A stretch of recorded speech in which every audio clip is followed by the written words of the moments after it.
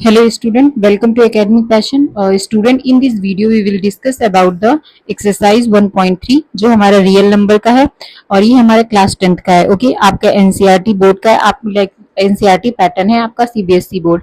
तो CBSE board के लिए भी और जिस भी स्टूडेंट के स्कूल में एनसीईआरटी बुक चलती है उन सारे स्टूडेंट के लिए. ओके, बिकॉज सेम क्वेश्चंस होते हैं.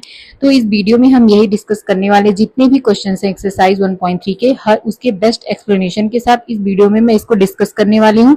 और इस वीडियो का मेन एम है कि आप अपने बोर्ड एग्जाम में किस तरीके से अपने आंसर्स को राइट करोगे. ओके, बिकॉज बहुत सारे ऐसे स्टूडेंट होते हैं जिनका कॉन्सेप्ट तो क्लियर होता है बट वो लिखने में थोड़ा बहुत इधर उधर कर देंगे. मीन्स बोल सकते हैं कि वो एक्सप्लेन सही से नहीं कर पाते हैं.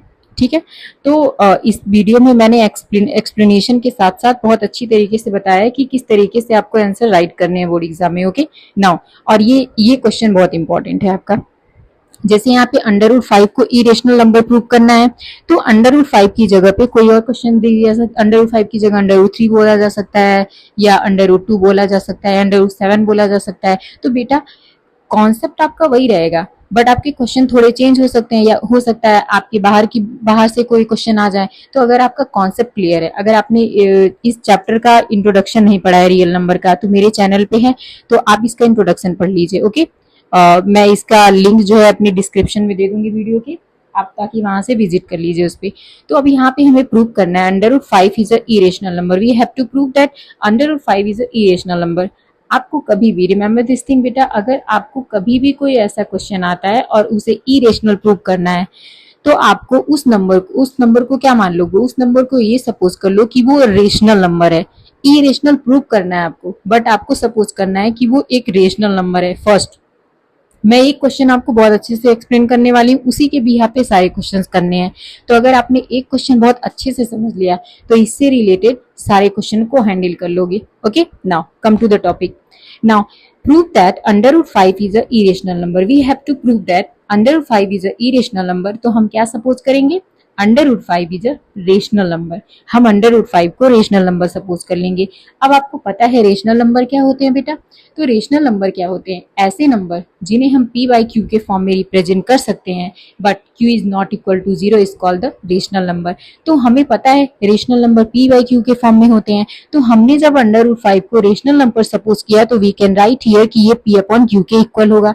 तो हमने p अपॉन क्यू के इसे इक्वल करा लिया. जहां पे p और q है इन्हें हमने को प्राइम मान लिया. ओके, आप को प्राइम के बारे में जानते होंगे. तो को प्राइम हमने सपोज कर लिए. सपोज क्या किया, आप मान लेते हैं कि p और q क्या हमारे को प्राइम है. तो हमने q को इधर भेज दिया. ठीक है, आप देख सकते हो इसको. तो p is equal to √5q हो गया. तो हम इसको क्या करेंगे, दोनों तरफ स्क्वायर करेंगे. ओके, जब हमने इसको दोनों तरफ स्क्वायर किया तो ये p स्क्वायर, और हमें पता है कि ये √5 जो होगा स्क्वायर से कट जाएगा तो क्या आ जाएगी वैल्यू, 5 आ जाएगी. ओके, ये हमारी वैल्यू आ गई 5q square. Now 5q square हो गई. ठीक है, तो अब हम इसे पहला फर्स्ट इक्वेशन सपोज करेंगे. अब बेटा आपको सारे क्वेश्चन बस इसी पैटर्न से करने हैं. तो हमने इसको फर्स्ट इक्वेशन सपोज कर लिया. तो अब हम देख सकते हैं बेटा जब ये इधर मल्टीप्लाई में है तो ये इधर आके क्या हो जाएगा, डिवाइड हो जाएगा. इसका मतलब ये है कि p स्क्वायर 5 से डिविजिबल होगा. यही बात मैंने लिखी है यहाँ पे, p square is divisible by 5. तो अगर p स्क्वायर 5 से डिविजिबल होगा इसका मतलब ये है कि अगर यहाँ पे p रहता, p स्क्वायर ना रह करके अगर p रहता तो p is also divisible by 5. तो हमारी वैल्यू जो है p जो है वो भी 5 से डिविजिबल होगी. तो ये हमारा स्टेटमेंट हो गया. अब हम यहाँ पे सपोज कर रहे हैं कि हम p की वैल्यू ही चेंज कर दें. तो हमने सपोज कर लिया p की वैल्यू को सपोज कर लिया कि p की जगह पे 5k है. ठीक है, मीन्स यहाँ p की कोई ऐसी वैल्यू होगी जो 5 के मल्टीपल में होगी और वही ये 5 इसे कैंसिल आउट कर देगा, ऐसा हम सपोज कर रहे हैं. तो हमने p की वैल्यू 5k ले लिया. आप 5a भी ले सकते हो, 5b भी ले सकते हो, it totally depends on you. Okay now, तो अब यहाँ पे हम क्या करेंगे, p की वैल्यू जो हमने सपोज कर किया है उसको हम यहाँ पे पुट करेंगे. ओके, p की वैल्यू 5k. देखिए हमने 5 के पुट किया है यहाँ पर, तो जो मैंने सोचा था वही हुआ. तो यहाँ 5 का स्क्वायर 25 के स्क्वायर होगा और ये 5, तो ये 5 इस 5 से कैंसिल आउट हो, सॉरी 5 5 जो 25 हो गया. ओके ना, तो अब यहाँ पे क्या बचा, यहाँ पे केवल q स्क्वायर बचा और यहाँ पे 5k स्क्वायर बचा. ओके, क्लियरली यू सी था. ओके ना, यहाँ पे हमारी वैल्यू आ गई q square is equal to 5k square आ गई. ओके, तो we can clearly see that q square is also divisible by 5. जैसे हमने यहाँ पे ये लिखा था कि 5 is also divisible by 5, P square. Now तो उसी तरीके से हम यहाँ ये बोल सकते हैं कि 5 is also divisible by Q square divisible by 5, तो Q is also divisible by 5। Okay, now तो हम यहाँ ये बोल सकते हैं कि पी एंड क्यू को प्राइम नहीं है। क्यों नहीं है? बिकॉज ये कट रहे हैं बेटा, ये डिविजिबल हो रहे हैं, और ये डिविजिबल हो रहे हैं तो हम नहीं कह सकते हैं कि ये को प्राइम्स है। ठीक है, तो हमारा जो एजम्पशन था वो रॉन्ग हो गया कि वो एक इरेशनल नंबर है। ठीक है, बिकॉज यहाँ पे को प्राइम्स नहीं है, क्योंकि वो एक दूसरे को डिविजिबल कर दे रहे हैं। ओके, नाउ तो हमारा एजम्पशन रॉन्ग हो गया। इसका मतलब ये है कि अंडर रूट 5 रेशनल नंबर नहीं है, और अगर वो रेशनल नंबर नहीं है तो ये क्या हो गया? इरेशनल नंबर हो गया। ओके, तो हमारी ये वैल्यू प्रूव हो गया, इरेशनल नंबर हो गया। ओके, तो हमारी ये वैल्यू प्रूव हो गई। तो बेटा इस टाइप के जितने भी क्वेश्चन है आपको ऐसे ही करने हैं। अंडर रूट में जो भी वैल्यू दी होगी उसको पी अपॉन क्यू के इक्वल रखोगे, उसके बाद दोनों तरफ स्क्वायर करोगे। स्क्वायर करने के बाद आप ऐसा स्टेटमेंट लिखने वाले हो। ओके, स्टेटमेंट लिखने के बाद आप कुछ सपोज कर लोगे, जो वैल्यू को सपोज किए रहोगे। नाउ इसमें पुट करोगे, पुट करने के बाद आप ये सारी स्टेटमेंट लिखोगे common.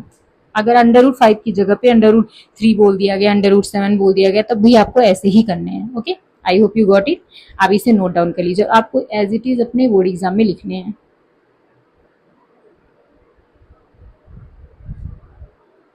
Now move to the next question. अब यहाँ देखिए, अब आपको बिल्कुल बिल्कुल जो मैंने लास्ट क्वेश्चन बताया था बिल्कुल ऐसे ही इसे प्रूव करने हैं। आपको इसे इरेशनल प्रूव करने हैं। तो इरेशनल के लिए मैं क्या करूंगी? इसको सबसे पहले रेशनल मानूंगी। रेशनल मानूंगी तो इसे पी अपॉन क्यू के इक्वल रखूंगी। अब आप देख सकते हैं कि हमने यहाँ 3 इधर प्लस है तो हमने दूसरी तरफ भेजा माइनस, मीन्स आपको लेफ्ट हैंड साइड में केवल अंडर रूट वाली वैल्यू रखनी है। इसीलिए हम ये सारी चीजों को क्या कर रहे हैं, राइट साइड में शिफ्ट कर रहे हैं। तो हमने ये 2 क्या था, हमारा 2 इधर मल्टीप्लाई में था, इधर हमने डिवाइड में भेज दिया। तो आप देख सकते हैं बेटा, ये आपको देख के ही लग रहा है कि ये एक रेशनल नंबर है। तो हमने यहाँ लिखा पी एंड क्यू हमारे इंटीजर हैं, तो ये एक रेशनल नंबर होंगे। तो जब ये अगर ये रेशनल नंबर है तो ये भी रेशनल नंबर होंगे। बट हमें एक बात पता है, मीन्स फैक्ट क्या कहता है? फैक्ट ये कहता है अंडर रूट 5 एक रेशनल नंबर। ऐसा प्रूव करने के लिए यहाँ पे जो हमने प्रूव किया कि अगर ये रेशनल है तो ये भी रेशनल हो जाएंगे, ये हमारा क्वेश्चन बोल रहा है। ठीक है, सॉरी, ये हमने जो प्रूव किया है इसके अकॉर्डिंग आ रहा है। बट फैक्ट क्या कहता है? फैक्ट ये कहता है ना, ये हमारा रिमूव करना पड़ेगा। फैक्ट क्या कहता है? अंडर रूट 5 एक इरेशनल नंबर है। तो हमारे क्वेश्चन की प्रूविंग के अकॉर्डिंग अंडर रूट 5 एक रेशनल नंबर आ रहा है, तो ये फैक्ट तो गलत हो जाएगा। और मैथ्स में ये जो फैक्ट है 2 + 2 4 होता है, ये बात तो क्लियर है। ठीक है, तो कुछ चीजें ऐसी होती है जो फिक्स है। ये नहीं है कि आप जैसे मान लीजिए अगर ये डिवाइड है तो दूसरी तरफ जाके मल्टीप्लाई ही होता है, मल्टीप्लाई है तो डिवाइड ही होता है। तो ये एक चीजें होती है, रूल्स होता है। तो आप मैथ्स के रूल के साथ इधर नहीं कर सकते हो कि अगर ये फैक्ट है कि अंडर रूट 5 इरेशनल है तो वो इरेशनल ही है। तो क्या है? तो ये रेशनल नहीं हो सकता है। ओके, ये क्या कर रहा है? इट कॉन्ट्राडिक्ट, कॉन्ट्राडिक्ट कर रहा है। क्या कर रहा है? कॉन्ट्राडिक्ट कर रहा है, मतलब अपोज कर रहा है। इट कॉन्ट्राडिक्ट्स द फैक्ट, ये हमारे फैक्ट को कॉन्ट्राडिक्ट कर रहा है कि अंडर रूट 5 जो है इज इरेशनल। तो ये प्रूव हो गया अंडर ये जब ये इरेशनल है तो इसके साथ जितने भी टर्म्स हैं वो सारे पूरा कंबाइन बोला जाएगा टर्म। तो ये हमारे क्या होंगे? ये पूरे इरेशनल होंगे। Okay, I hope you got it. इसे नोट डाउन कर लीजिए बेटा, ये नोट डाउन करना है। ये इसके पहले वाला नहीं, उसमें थोड़ा सा गलत हो गया था। ये कॉन्ट्राडिक्ट कर रहा है। ये यहाँ पे कोई एजम्पशन, आपने एजम्पशन तो ऑलरेडी लिया था ना कि रेशनल नंबर है, तो वो तो ऑलरेडी प्रूव कर रहा था उसको। बट यहाँ ये कॉन्ट्राडिक्ट कर रहा है फैक्ट को कि अंडर रूट 5 एक हमारा इरेशनल नंबर है। Okay, next question. Next question में क्या करना है? आपको इसे प्रूव करना है कि ये भी हमारा इरेशनल नंबर है कि नहीं। बिल्कुल सेम पैटर्न, इसको रेशनल सपोज करिए, फिर इसे पी अपॉन क्यू के फॉर्म में इक्वल करिए। आप देख सकते हैं कि ये पी अपॉन क्यू के फॉर्म में है, तो अंडर रूट 2 भी हमारा रेशनल होगा। और ये रेशनल कैसे हो सकता है? ये क्या कर रहा है? कॉन्ट्राडिक्ट कर रहा है फैक्ट को। बिल्कुल सेम लाइन लिखनी है आपको, और ये हमारा एक रेशनल नंबर होगा। कॉन्ट्राडिक्ट बोल दीजिएगा कर रहा है तो ये हमारा एक रेशनल नंबर हो जाएगा। इसको बिल्कुल एज इट इज अपने एग्जाम में लिखना है आपको। अगला क्वेश्चन, आप देख सकते हैं कि ये हमारा रेशनल है तो ये भी रेशनल कहलाएगा, लेकिन ये कॉन्ट्राडिक्ट है। क्यों कॉन्ट्राडिक्शन क्यों है? क्योंकि अंडर रूट 5 एक इरेशनल नंबर है और ये इस फैक्ट को गलत प्रूव कर रहा है। तो हमने लिख दिया। इसे नोट डाउन कर लीजिए, स्क्रीनशॉट ले लीजिए। नाउ नेक्स्ट क्वेश्चन हमने बिल्कुल सेम एज यहाँ पे किया, अंडर रूट वाली वैल्यू को यहाँ पे कर दिया। तो ये वैल्यू क्या है, ये हमारा एक रेशनल नंबर है और ये तो हमारा अंडर रूट 2 भी एक रेशनल नंबर होगा। जो ये क्या कर रहा है, इस फैक्ट को कॉन्ट्राडिक्ट कर रहा है कि अंडर रूट 2 हमारा इरेशनल नंबर है, इसीलिए हमारा क्या होगा, ये पूरा टर्म ही इरेशनल नंबर होगा। ओके, क्योंकि ये फैक्ट को गलत बोल रहा है ना। सो बेटा हमारी वीडियो यहीं तक थी। आई थिंक इतने ही क्वेश्चन थे इस एक्सरसाइज में। सो मिलते हैं नेक्स्ट वीडियो में, तब तक के लिए thank you and please like subscribe and share this. Hello student, welcome to academic passion student. In this video we will discuss about the exercise 1.4 जो हमारा क्या है, ये हमारा रियल नंबर चैप्टर का है और ये हमारा क्लास 10th का है। ओके, तो आप क्लास 10th का रियल नंबर चैप्टर है चैप्टर 1 और ये एक्सरसाइज 1.4 है, एनसीईआरटी पैटर्न का है, जो आपका सीबीएसई बोर्ड से भी है एंड आपके स्कूल में जिस भी स्टूडेंट के स्कूल में एनसीईआरटी पैटर्न की बुक चलती है उन सारे स्टूडेंट के लिए वीडियो है। ओके, सो इस वीडियो का मेन एम है कि आपको अपने बोर्ड एग्जाम में किस तरीके से क्वेश्चंस को मीन्स क्वेश्चन के आंसर देने हैं। मीन्स मैंने यहाँ पे फुल एक्सप्लेनेशन के साथ तरीका भी बताया हुआ है कि आपको अपने बोर्ड एग्जाम में किस तरीके से राइट करने हैं, ताकि आप किसी भी क्वेश्चन के जितने मार्क्स हैं, 5 मार्क्स हैं तो आपको 5 ही मिले, ये नहीं कि 5 है तो 4 मिले। ओके, तो जैसे मैंने यहाँ पे लिखा है आपको ऐसे ही लिखने हैं बोर्ड एग्जाम में। ठीक है, okay, move to the question. बेटा यहाँ पे फर्स्ट क्वेश्चन है हमारा, without actually performing the long division state. आप एक्चुअली परफॉर्म मीन्स आप इसको डिवाइड मत करिए, ऐसा बोला जा रहा है क्वेश्चन को। ओरिजिनल मीन्स क्या बोला गया है, एक्चुअली परफॉर्मिंग के बजाय आप इसमें क्या करिए, रेशनल नंबर को ये देख के बताइए कि ये टर्मिनेटिंग है या नॉन टर्मिनेटिंग रिपीटिंग है। तो बेटा आपने क्लास 9th में पढ़ा होगा टर्मिनेटिंग एंड नॉन टर्मिनेटिंग के बारे में। अगर आपको नहीं याद है तो आप मेरे ही चैनल पे क्लास 9th का नंबर सिस्टम का मैंने एक इंट्रोडक्शन आई थिंक 12 मिनट्स का 12 to 30 मिनट्स का है, तो आप उस वीडियो को देख लीजिए, तो आपका सारा कॉन्सेप्ट 12 मिनट में क्लियर हो जाएगा कि टर्मिनेटिंग, नॉन टर्मिनेटिंग या कोई भी रेशनल नंबर को हम टर्मिनेटिंग किस केस में बोलते हैं, नॉन टर्मिनेटिंग किस केस में बोलते हैं, तो ये सारे कॉन्सेप्ट आपके क्लियर हो जाएंगे। ओके, नाउ तो आपको ये इस क्वेश्चन में बोला गया है कि आप एक्चुअल परफॉर्मिंग के बजाय आप इसको देख के बताइए किसी भी तरीके से कि आपने इसके पहले जो आपकी प्रीवियस नॉलेज है उसके बिहाफ पे बताइए कि ये टर्मिनेटिंग है या नॉन टर्मिनेटिंग है। तो बेटा मैंने आपको रियल नंबर की इंट्रोडक्शन में भी समझाया है, अगर कोई भी वैल्यू है, जैसे मान लीजिए p अपॉन क्यू हमारा रेशनल नंबर है, तो डिनोमिनेटर ये हमारा न्यूमरेटर है q and sorry p numerator and q denominator. तो जो डिनोमिनेटर की वैल्यू होती है, अगर वो 2 और 5 के फैक्टर अगर होते हैं तभी वो टर्मिनेटिंग कहलाएंगे। मीन्स डिनोमिनेटर की वैल्यू 2 या 5 के अगर फैक्टर हो, 2 5 या 2 और 5 दोनों के अगर फैक्टर होते हैं तभी वो टर्मिनेटिंग होते हैं, अदरवाइज उन्हें हम नॉन टर्मिनेटिंग कहते हैं। Okay, I hope you got it. तो हम इस चीज के बिहाफ पे ये पता कर सकते हैं कि ये टर्मिनेटिंग है या नॉन टर्मिनेटिंग है विदाउट एक्चुअल परफॉर्मिंग। मीन्स आप डिवीजन करने के बजाय आप इसी एजम्पशन से बता सकते हो कि ये टर्मिनेटिंग है या नॉन टर्मिनेटिंग है। तो बेटा आप इसे पता कैसे करोगे, आप डिनोमिनेटर को टारगेट करो, आप डिनोमिनेटर का एलसीएम निकालो। एलसीएम निकालने के बाद देखो क्या उसमें 2 और 5 आ रहे हैं, केवल या तो केवल 2 आए या तो केवल 5 आए या तो 2 5 दोनों आए। 2 5 के अलावा अगर कोई भी चीजें आती हैं तो वो क्या होंगी, उनको हम बोलेंगे नॉन टर्मिनेटिंग रिपीटिंग। ठीक है, ओके। तो बेटा ये वैल्यू जो मैंने लिखी है आपको हर एक क्वेश्चन के साथ लिखना है। जैसे ये क्वेश्चन है, इस क्वेश्चन में ये लिखना है आपको, मैंने एक ही जगह पे लिखा हुआ है ताकि मुझे बार बार ना लिखना पड़े। लेकिन आपके एग्जाम में सपोज करिए एक ही क्वेश्चन आता है, तब आपको ये लिखना पड़ेगा स्टेटमेंट। ओके, हर क्वेश्चन के साथ ये स्टेटमेंट आपको लिखना है इस टाइप के। यहाँ पे क्या लिखा है, if the denominator has only factor of the 2 and 5।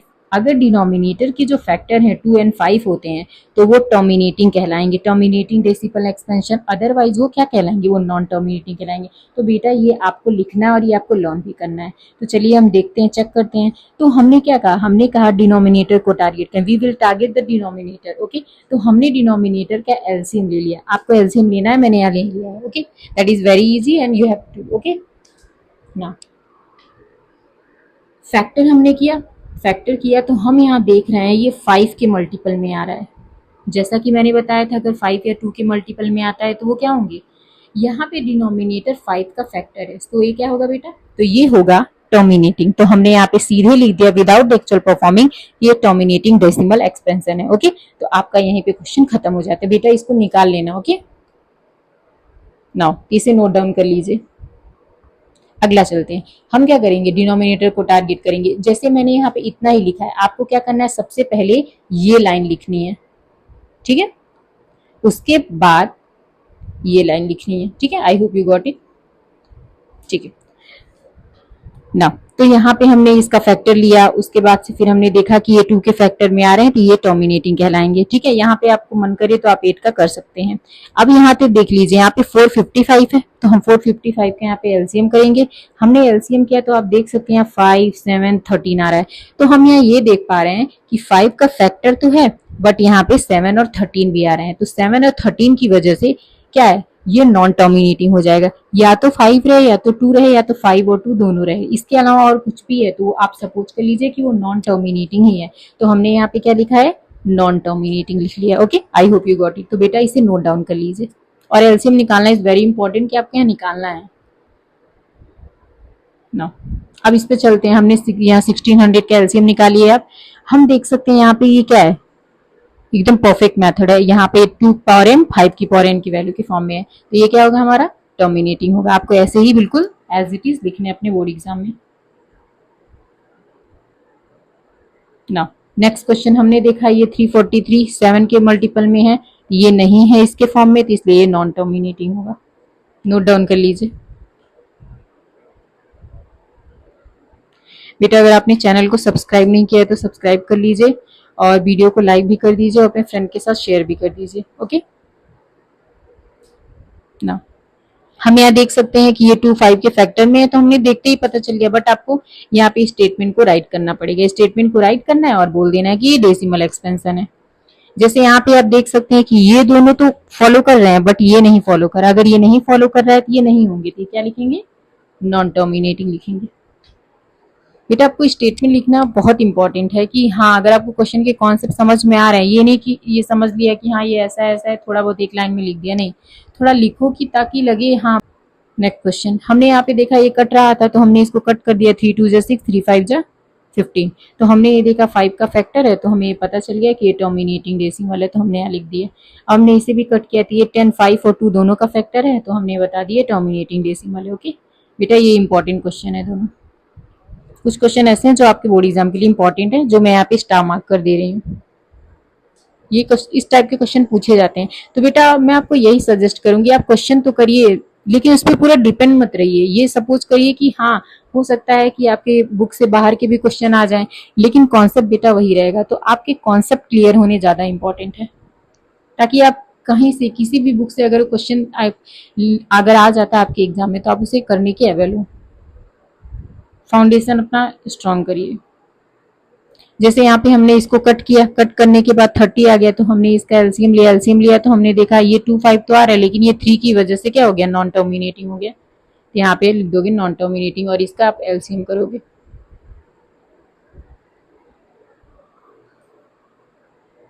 Move to the next question. अब हमारा क्वेश्चन नंबर 2 है। यहाँ पे आपको क्या करना है, इस क्वेश्चन में ये बोला गया है जो आपका प्रीवियस क्वेश्चन दिया हुआ था, जैसे आप देख सकते हैं बिल्कुल सिमिलर क्वेश्चन है। प्रीवियस क्वेश्चन जो दिया हुआ था उसमें जो भी चीजें टर्मिनेटिंग थी उसको अच्छे से करके बताइए कि रिजल्ट क्या आ रहा है। बोला गया ना क्वेश्चन नंबर 1 के बेस पे जो है, तो हमने क्वेश्चन नंबर 1 के बेस पे जो है, आपको डिवीजन तो आता ही होगा, बिल्कुल डिवीजन ही वैसे ही करने हैं। तो मैंने इसको 3 1 2 5 को 13 से डिवाइड कर दिया। बस इतना ही करना है आपको, और कुछ नहीं करना है। अगर आपको डिवीजन अच्छे से आता है तो आप कर सकते हो। जैसे आप देख सकते हो कि मैंने इसको ये 13 जो है बहुत छोटा था, तो हमने डेसिमल लगाया तो एक जीरो बढ़ा। उसके बाद अभी भी छोटा है तो एक और जीरो बढ़ाया हमने, तो एक और जीरो आ गया।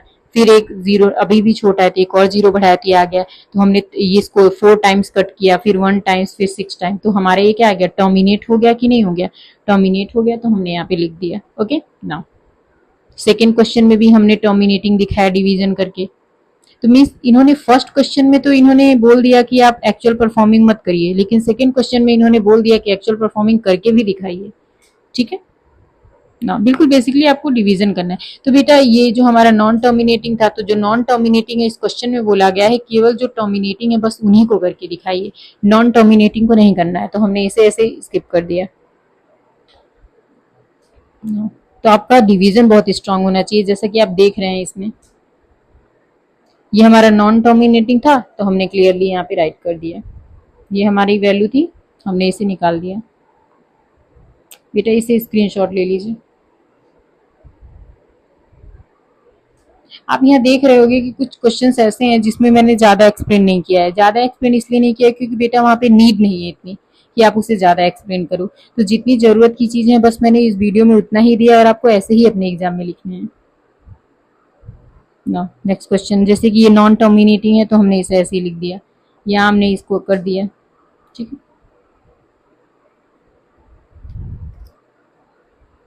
ना। जैसे कि यहाँ पे किया गया 50 से, इसको पहले कट किया फिर सॉल्व करके दिखाया। Now move to the question number 3. That is the following real number. We have the decimal expansion as given below. In each case, decide they are rational or not. बोला गया है कि यहाँ पे कुछ क्वेश्चंस दिए गए हैं, आप इसको देख करके ये डिसाइड करिए कि ये रेशनल है या नहीं है। जैसे आपको ये क्वेश्चन दिया हुआ है, मैंने इस क्वेश्चन को देखा, मैंने यहाँ पे कुछ स्टेटमेंट लिखे हैं, the given number is terminating. हम देख रहे हैं ये टर्मिनेट हो जा रहा है, टर्मिनेट मतलब होता है रुक जाना, यहाँ पे खत्म हो गया, तो हम ये देख रहे हैं कि ये टर्मिनेटिंग है, और अगर ये टर्मिनेटिंग है तो वो एक रेशनल नंबर होगा, ठीक है। तो हमने यही बात लिखी, अगर ये रेशनल नंबर है तो ये 2 या 5 के फैक्टर होंगे। ओके, तो बेटा ये क्लियरली है कि अगर टर्मिनेट हो रहा है तो वो रेशनल नंबर है, और अगर रेशनल नंबर है तो उसके डिनोमिनेटर 2 और 5 के फैक्टर में होंगे। बस आपको यही स्टेटमेंट लिखना है, ठीक है। नेक्स्ट क्वेश्चन, हम यहाँ देख रहे हैं कि ये नॉन टर्मिनेटिंग, अगर ये नॉन टर्मिनेटिंग है तो ये नॉन टर्मिनेटिंग है, नॉन रिपीटिंग है तो ये इरेशनल नंबर होगा। ओके, क्योंकि ये टर्मिनेट तो हो नहीं रहा है, अगर ये टर्मिनेट नहीं हो रहा है तो ये रेशनल भी नहीं होगा, अगर ये रेशनल नहीं है तो ये इरेशनल नंबर होगा।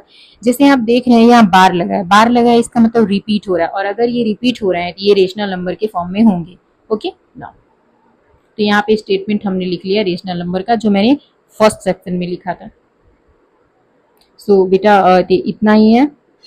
अब मैं आपको नेक्स्ट वीडियो में मिलूंगी चैप्टर 2 के साथ। तब तक के लिए thank you and like, subscribe and share this channel. And बेटा अगर आपको ये वीडियो पसंद आई है तो आई वुड सजेस्ट कि आप अपने दोस्तों को शेयर करिए वीडियो के, और सब्सक्राइब कर दीजिए अगर आपने सब्सक्राइब नहीं किया है। तो नेक्स्ट वीडियो में